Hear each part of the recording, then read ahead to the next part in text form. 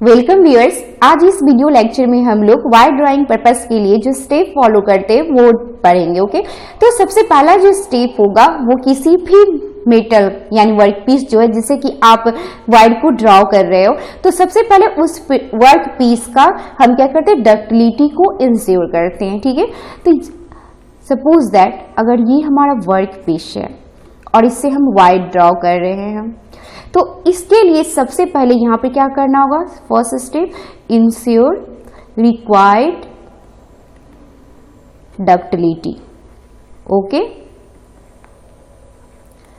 तो इस प्रोसेस के लिए फर्स्ट स्टेप जो होगा वो एनीलिंग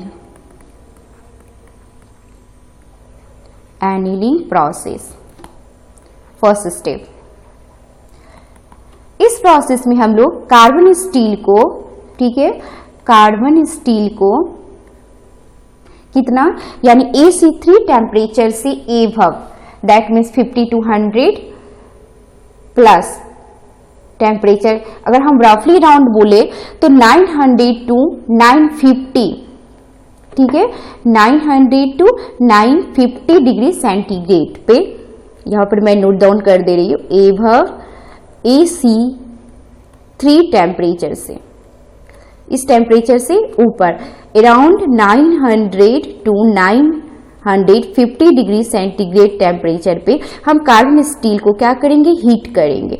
फिर इस जब हम हीट करेंगे तो इसे क्या करेंगे, इसके बाद होल्ड करेंगे। ओके, होल्डिंग करेंगे कितना, 30 मिनट टू, ठीक है, 1 आवर। एक्चुअली ये जो टाइम है वो डिपेंड करेगा आपके वायर के, ठीक है, जो आप फॉर्म कर रहे हो उस वायर के डायमीटर पे डिपेंड करेगा ये आपका टाइम। ठीक है, इतने टाइम के लिए हम होल्ड करेंगे।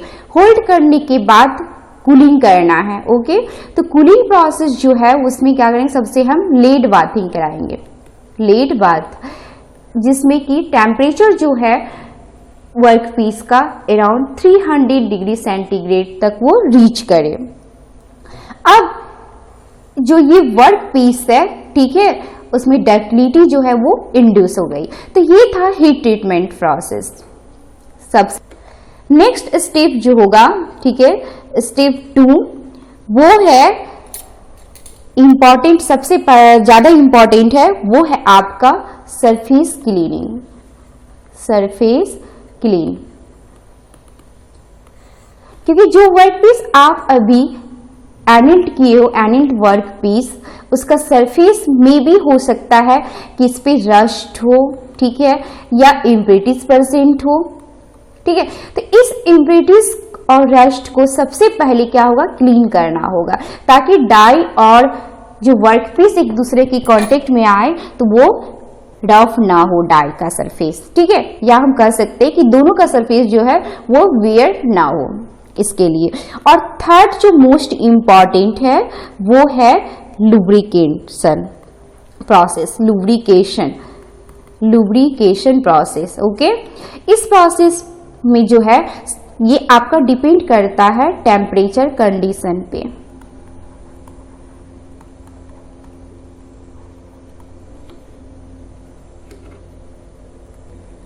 हाई टेम्परेचर और लो टेम्परेचर। अगर हाई टेम्परेचर कंडीशन है तो इसमें जैसे कॉपरिंग और टीन हम लोग यूज करते हैं लुब्रिकेशन पर्पस के लिए, और अगर लो टेम्परेचर कंडीशन है तो उसमें हम लोग इमल्सन जैसे लुब्रिकेशन का यूज करते हैं।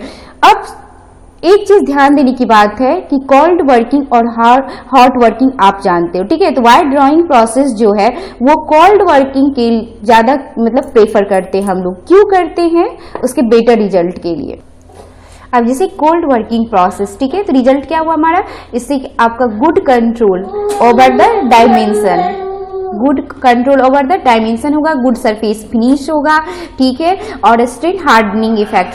स्ट्रेन हार्डनिंग इफेक्ट जो है मोस्ट इंपॉर्टेंट है। स्ट्रेन हार्डनिंग इफेक्ट होने से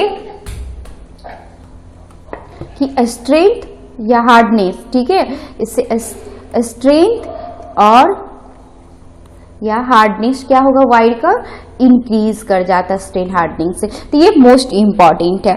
अब जैसे कि हम कह सकते हैं कि इसमें डिफेक्ट भी इस प्रोसेस के कारण, मतलब ये प्रोसेस नहीं, हम कह सकते हैं कि वाइट ड्राइंग में जो डिफेक्ट अराइजेस होते हैं, ये डिफेक्ट जो इंपॉर्टेंट है वो है आपका सेंटर रस्ट, ठीक है, रेसिडुअल स्ट्रेस डेवलपमेंट,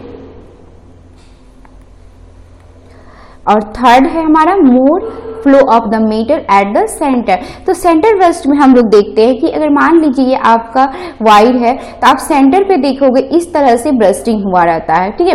दूसरा है residual stress development. Residual stress development में आप देखोगे अगर ये आपका वायर है, ठीक है, तो वायर में इंटरनल टेंसाइल स्ट्रेस डेवलप होता है, इंटरनल टेंसाइल स्ट्रेस डेवलप होगा, जिसके कारण सरफेस पे क्या होगा, ठीक है, सरफेस पे रेसिडुअल कंप्रेसिव स्ट्रेस डेवलप होंगे सरफेस पे।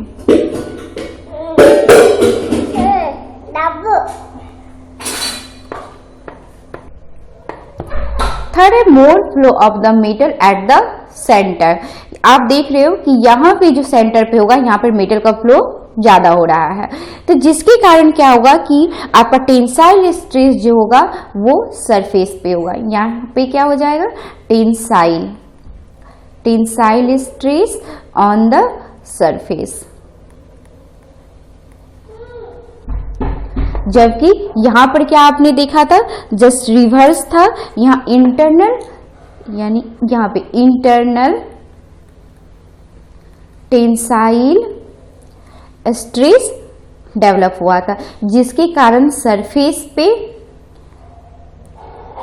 रेसिडुअल कंप्रेसिव स्ट्रेस एराइज हुआ, ठीक है। तो सबसे इंपॉर्टेंट जो है वो आपका रेसिडुअल स्ट्रेस डेवलपमेंट है।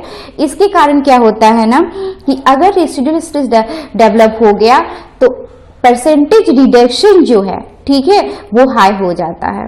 परसेंटेज रिडक्शन क्या होगा, हाई हो जाएगा, क्योंकि आप जानते हो कि ड्राइंग पर्पस के लिए परसेंटेज रिडक्शन जो है वो लो प्रेफर किया जाता है। तो ये इस सारे डिफेक्ट में मोर हाईलाइट है। Okay, thank you.